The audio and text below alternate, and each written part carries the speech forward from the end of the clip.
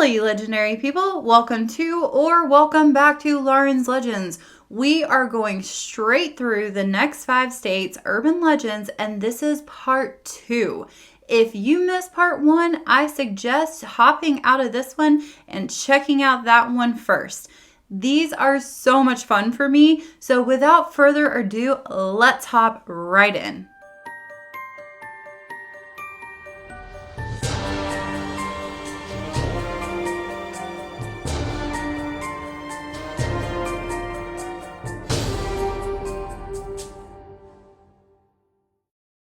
First up is Ybor City, Florida. This is one that I had to pick because I have actually been there a few times.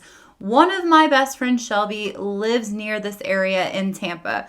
We went and explored the streets of this old town, and above all of the hustle and bustle, you can still feel and see the history everywhere. This city is one of the most unique places in all of the US, and it, of course, is rumored to be haunted for many good reasons. Ybor was constructed and ran by its Cuban immigrants, and it became famous for its rich history and for their cigars. We also must talk about the culture and the food. Yum and fun. To make their famous cigars, they had built several factories that were wooden buildings, and many of them unfortunately burnt down through the years, taking the lives of those working in them. And the worst fire ever recorded happened on March 1st, 1908. This caused complete devastation and burnt more than 17 city blocks to the ground.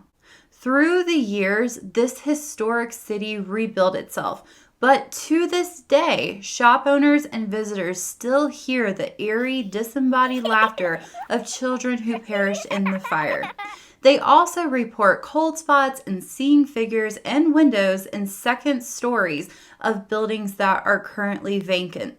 The tales do not just come from above the ground, but underneath in the tunnels that go throughout the whole area. For many decades, people believed they were only a legend until present day, when more and more evidence has come to the surface that they do exist, and many entries have been found.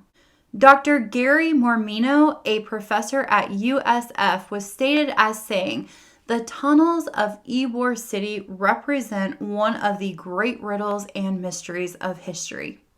No one knows who built these tunnels or why they did. It would have been a huge and laborious job to build these in the conditions of Florida.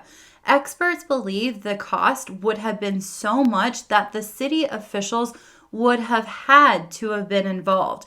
And if that was the case, why? And why were they kept secret? Many believe that the tunnels were used by the mafia or by bootleggers during Prohibition, and that the city officials were skimming the profits, explaining the motive. Another theory is that the tunnels could have been used for trafficking Chinese prostitutes from Cuba in the early 1900s. This theory would still involve the help of the officials being corrupt. Now, can we really say that it is a cool haunted location without a murder mystery? Don't worry, Ybor has one. The Victor Licata house is still standing and has become infamous for what happened there in 1933. Victor slaughtered his parents and his 3 siblings with an axe. It is said that a chill passes through the bathroom that used to be the bedroom where 2 of the children were killed.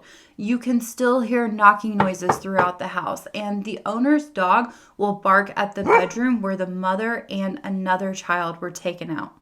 Around this small city, there are several other places that report many hauntings.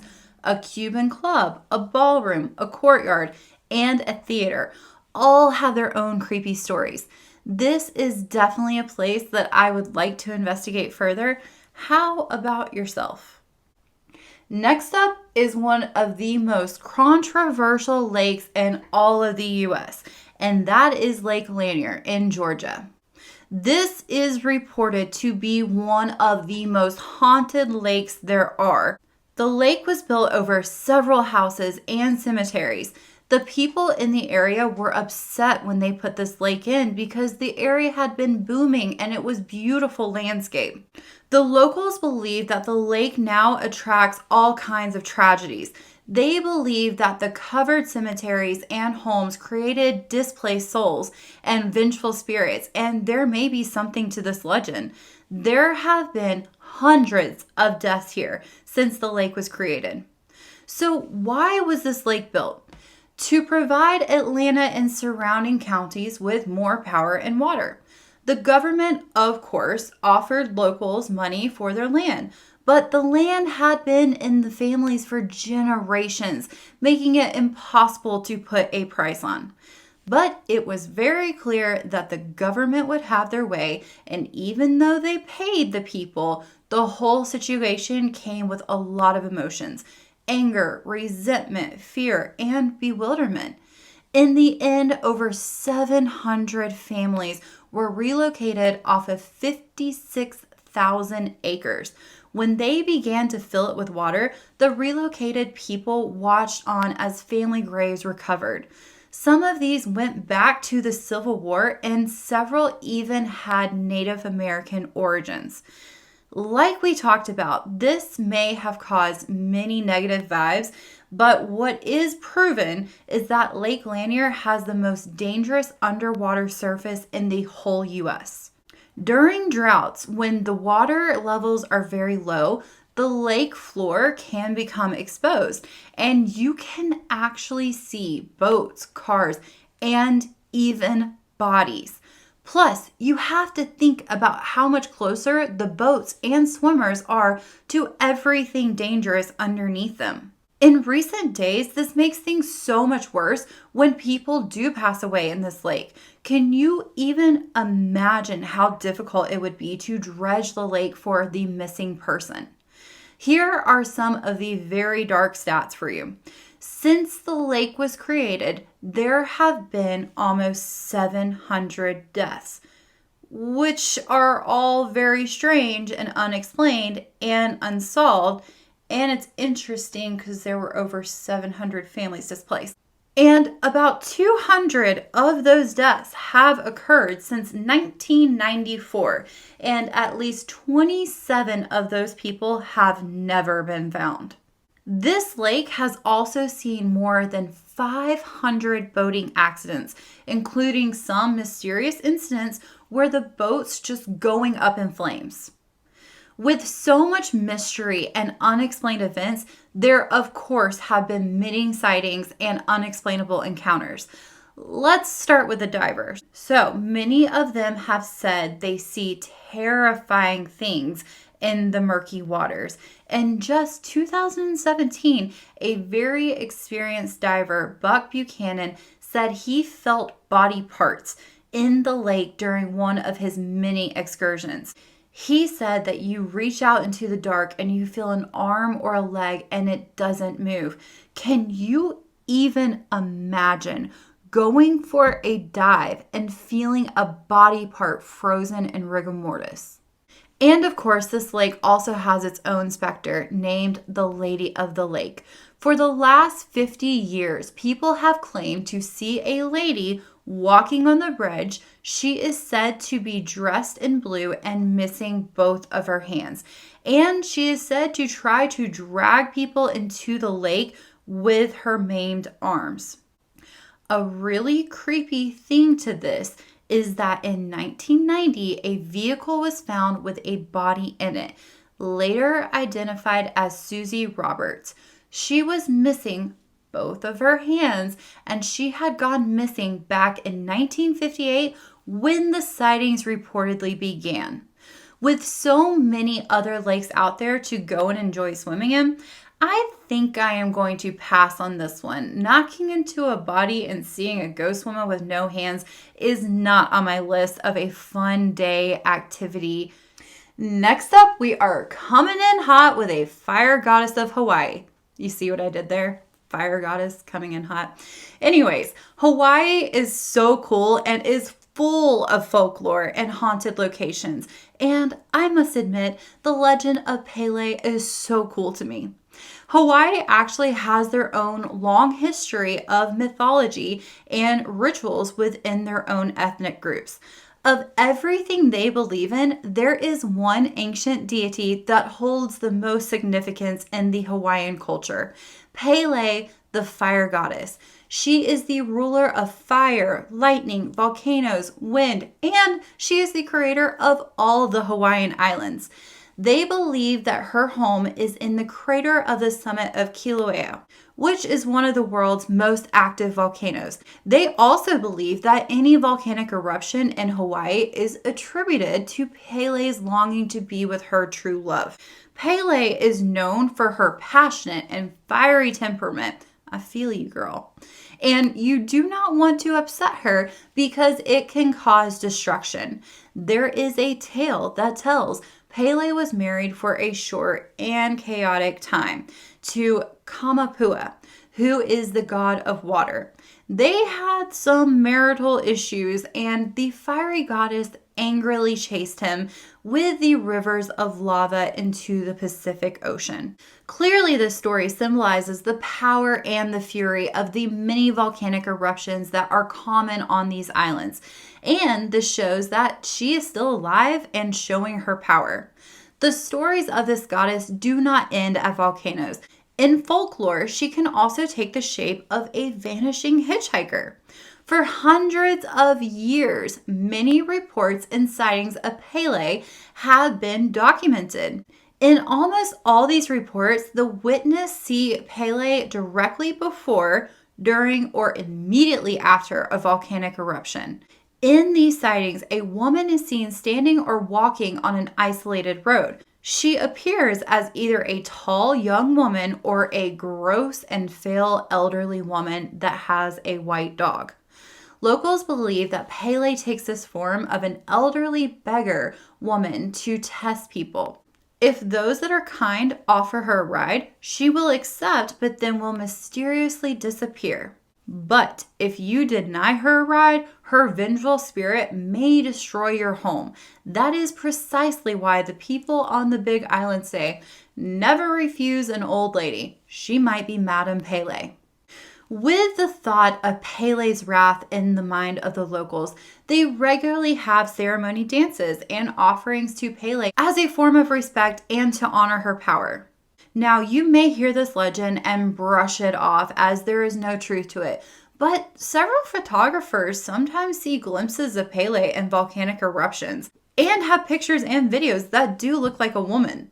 While on a trip there, you may not see me participating in the local dance, but if I am on a back road and I see an old lady with a dog, you best believe I am going to give her a ride and spoil that pup. Next up are the water babies of Massacre Rocks in Idaho. And I am going to start out and say, yikes, this one is creepy. The legend is, in a part of Idaho, there was a terrible famine and it forced mothers to drown their own babies because there wasn't enough food for them. And this obviously resulted in paranormal activity in all of the natural water sources in this area. There is a real place called Massacre Rocks outside of Pocatello, Idaho, I think is how you pronounce it. This is a beautiful state park that includes a huge part of the Oregon Trail. It is said that as settlers passed through it, it was a popular place to stop and camp. It is also said that Massacre Rocks got its name from the narrow passageway through the area's boulders. It was a natural and what would seem a safe place to block the elements. But when people would camp there, they would hear babies cry all night as if beckoning to them for help. Another danger at this location was that when settlers were camping in the passageway, they were fearing being ambushed by Native Americans. This also did happen, and it resulted in many untimely deaths in the same spot by the water. The baby's legend goes back to the Native Americans itself. It is said that a famine was so severe that the slayings of the children were done out of mercy. For hundreds of years, visitors report hearing and seeing very weird things by the water. Even some of these sightings are of water spirits, almost like fairies playing. But then other reports are more sinister, saying these spirits are seeking revenge by luring unsuspecting victims to their deaths. I think that this is still a part I would love to visit after all the reports of how beautiful it is, but if I hear a baby crying, I am out. Bye. Illinois is up next with the very popular Thunderbirds. Yes, we are ending our list with a bang. The mythology and the legend of the Thunderbirds are an ancient legend and go way back to the Native Americans. They believed it was a terrifying and massive bird. They believed the birds roamed all of the continents. There are many descriptions of what they are believed to look like. The common details are that they are monstrous blackbirds and that they have a white ring around their necks with a wingspan of 20 feet or more. What is really interesting to me is that they have not just been sighted in Illinois, but also all the way in Alaska, Canada, and the Pacific Northwest, and into the Midwest, Appalachia, and Pennsylvania. That is all over the continent. What is even more weird is that the record of the Thunderbird traces all the way back to 800 CE in Mississippi. That is wow. In these reports, they believe that this creature was dominant over nature and its wings could create claps of thunder, and when it got enraged, it could blast lightning from his eyes. The symbol of the Thunderbird is still and will always hold a special place in the heart of Native Americans. It represents their strength, power, and resilience to keep their culture and traditions alive. There have also been many modern sightings, and here are a few. This quote came from Ruth Lowe and her experience in the evening of July 25th, 1977. The normalcy of that evening took a drastic and terrifying turn when something extremely out of the ordinary and perhaps otherworldly happened. At approximately 8:10 p.m., Ruth was cleaning up the kitchen where she couldn't see her children. She heard a terrified scream and instantly knew it was from her 10-year-old son, Marlon. When she ran outside, she was stunned. She saw two massive birds chasing her son, pecking and clawing at his shoulders. As Ruth ran to Marlon's side, the larger of the two birds sunk their claws into his shirt, fully lifting the 56-pound boy off the ground. Ruth attacked the bird and it dropped her now horrified son to the ground after carrying him a distance of over 35 feet. The police didn't believe a word she said and laughed at her, saying, "Now, let me get this straight. A giant bird attacked your son." In her statement to the police, Ruth described the bird as such. It had a white ring around its half-foot-long neck. The rest of the body was very black. The bird's bill was at least 6 inches in length and hooked at the end. The claws on the feet were arranged with 3 front and 1 in the back. Each wing, less the body, was 4 feet at the very least long. The entire length of the bird's body, from beak to tail feather, was approximately 4½ feet. That is smaller than what we would normally hear, but that's still a big, scary bird. Another witness was Walter Siegman, and he saw something way back in 1948, which was during a time that there was a bunch of reports in this area. He had been out talking to a local farmer and reported this is what he saw. I thought there was something wrong with my eyesight, but it was definitely a bird and not a glider or a plane. It appeared to be flying northeast, and from the movements of the object and its side, I figured it had to be a bird of tremendous size. A few days later, on April 10th, there was yet another sighting in the skies, and again on April 24th. Even flight instructors at the local airport said the largest of the birds cast a shadow as big as a Piper cub from 500 feet up. So, What do you think people have been seeing all throughout history? There are huge birds out there, but not typically in these areas. Do you think there are some kind of a dinosaur species that has survived? I personally think that dragons could be a real thing. I mean, I'm open to crypto creatures and everything. So please let me know your thoughts in the comment section down below. Please do not forget to like, comment, and subscribe. I appreciate you, and I will see you next time.